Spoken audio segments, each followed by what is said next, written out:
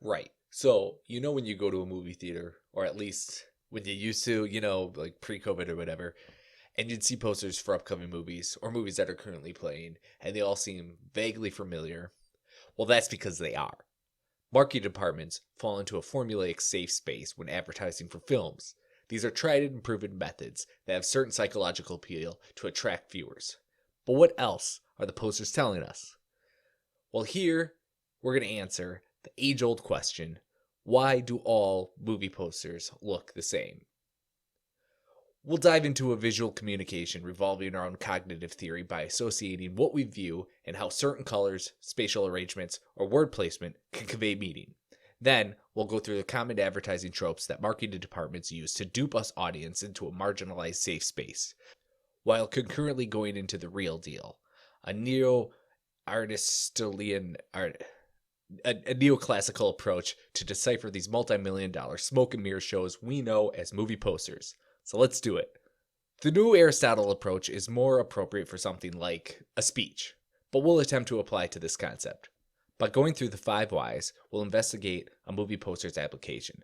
Then we'll move on to just how these texts differ or are alike by interpreting them with the 5 canons.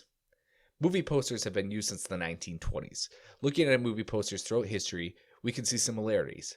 But it wasn't until the 1990s when it became more obvious how movie posters were regurgitating the same ideas over and over.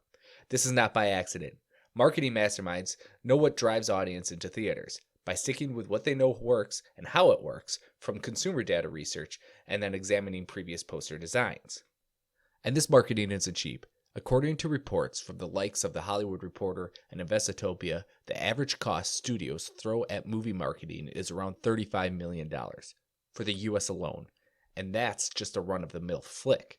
Something like Avengers Endgame had a marketing budget of $200 million.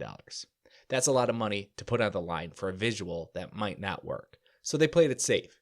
How, you may ask? We'll get to that later.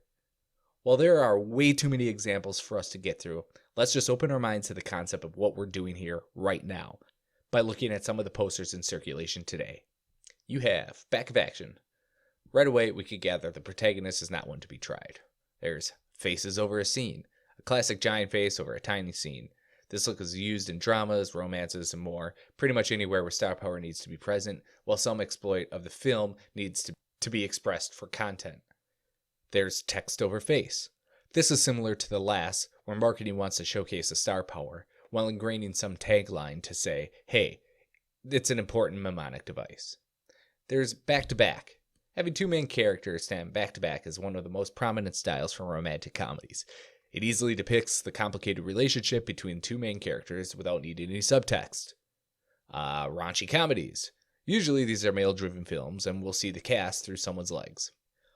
There's Lady in Red. By drawing the audience's eye to the protagonist wearing a standout color, we can perceive that they are the love interest. There's a big eye. Just one big eye. It's pretty yuck. And then there's yellow. Yellow is usually used by independent film studios as a way of inexpensively grabbing attention while using lots of negative space to seem more, intelligent. And that's not even half of the similarities. There's so many similarities in posters. It's crazy. So let's just focus on some major players in today's cinema world and how they stack up to the 5 OG canons of rhetoric. These major players are black and white with a bit of orange, blue skewed thriller, and orange and blue. First up, we'll go with the black, the white, with a bit of orange. Here, the creators aim to use a tried and proven method that has been around since the rise of male-based action films. The design is clear and simple to understand. It overcomes any constraints that may confuse the audience what this film is about. The genesis of the style can be attributed to Die Hard, everybody's favorite movie, Die Hard. This design is the go-to for your everyday action movies. The inartistic proofs lie in the sheer amount of these representative posters that keep on working. This scheme of contrast tends to evoke a masculine tone. The black and white is a cheap and effective way of grabbing attention, while the orange is the breakthrough, which symbolizes conflict, while drawing the audience's eyes to that locale. These styles of posters remain mostly similar. Put a hero in an action pose and let some color do the talking. By this, the audience subconsciously connects this poster to posters that they've seen in the past that have yielded the same result, which is action. Following this formula, one can effortlessly compartmentalize these texts as an action film. As we see in more examples to come, these icons are a bit tired. Yes, they are proven success stories that make minimal effort to reproduce, bolding the bottom line of a studio's budget report. However, we can argue that the audience of today is ready for a more complex or artistic poster for this genre. On to the next overplayed poster, Blue Skewed Thriller. This one is somewhat of an original idea that has gone a bit overboard. Posters like this originated in the 50s and 60s and have been adopted to a modern motif. Again, the design layout is easily understandable and draws the viewer to make connections by connotation. By using a style that harkens back to a more artistic era in an attempt to play off the audience's sentiment, so fans of the thriller genre would have strong connection to like cases. These similarities can be seen between the likes of, say, North by Northwest to, pretty much every thriller poster of the past decade. These posters are a dime a dozen. By placing the star in a running pose, we know there is some sense of urgency. By placing the image slightly askew, the audience associates the image with something being off, or there will be some twists and turns along the way of this film. Finally, by adding a little bit of blue hue, it's hard to say, to the overall frame, we automatically associate the color with depth, meaning there will be multiple layers to this film. Again, this is your typical rinse and repeat method. Put the protagonist on the cover in an action pose, twist it and make it monotone, and you're starting to see a pattern, because you should. They're all the same. These thriller adverts have become so popular that, again, you can see one of these passing by and immediately recognize what type of film goes with it. The posing of the character, the shifted view angle, and the single color scape all give an overall aesthetic that says, prepare to be dazzled. Or it's supposed to. These posters try to pay homage by a bygone era of stylized artistic movie advertisements. You only need to see a few in comparison to quickly realize that they have little style left and are only paying one thing: corporate America. I'm just kidding, good on them. In an interview with a Hollywood Reporter, Fox Searchlight executive of VP Marketing Larry Baldoff said, "As a business, there are a lot of things to follow. If you look at posters from the 70s, they were all created in a certain way. There was a time when illustrations were the thing. They go in circles, and something becomes the norm until something breaks the ground, and then that thing becomes the norm. So essentially, all it will take is something new to be well received and easy to replicate, and that's what we're going to see for the next 20-some years." Finally, we're going to land on the big one here. Orange and blue. Why orange and blue? Well, red and green is associated with Christmas. And what are you going to use? Purple and yellow, like some type of weird purple and yellow weirdo?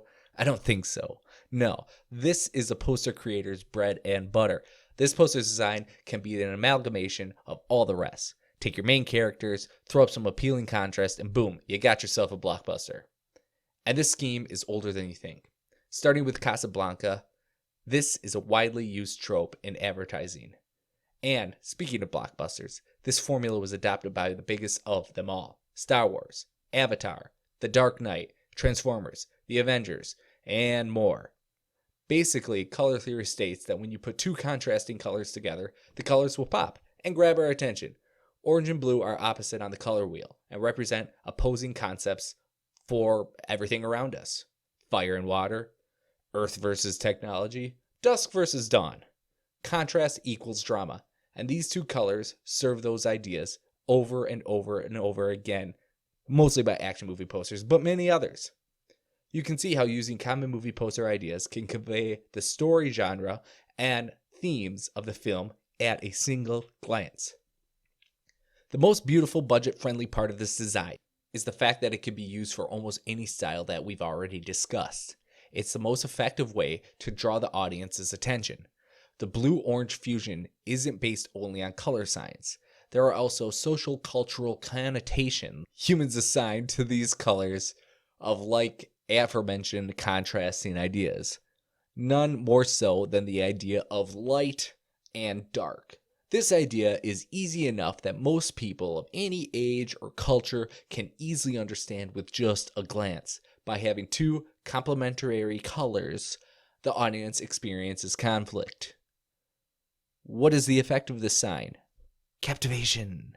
From the original Star Wars to Blade Runner 2049, this is the most provenly effective advertising style donned by movie studios ever. It's the oldest and most abundant example of all movie poster similarities. Look, I get it. On any given film, there are often clauses influencing the image. There are certain clauses on an actor's contract that dictate their level of involvement. Like if you have two major stars in your film, you kind of have to showcase that. Steven Soderbergh, American director Steven Soderbergh, he's done some movies and some stuff, told The Hollywood Reporter, if you got four people whose faces have to be the same size on a poster, you're pretty screwed. Like you just can't make a good graphic piece of art with four things that have to be exactly the same size, taking up most of the space. That's just the legal thing that sort of hobbles your ability to come up with a good piece of art. And he's right. If you got four people and they're all making, millions of dollars and they all have to be on the poster, it kind of screws over your poster idea. So, just why do all movie posters look the same? Well, as we've seen, it boils down to simply telling a story as minimally, as cheaply as possible, using a contrasting, complementary color scheme, character placement imposing, and grandstanding power of the stars. Marketers can tell their audiences what their film is all about with as little as possible. If it ain't broke, don't fix it. All right. Yeah, that's it. Goodbye.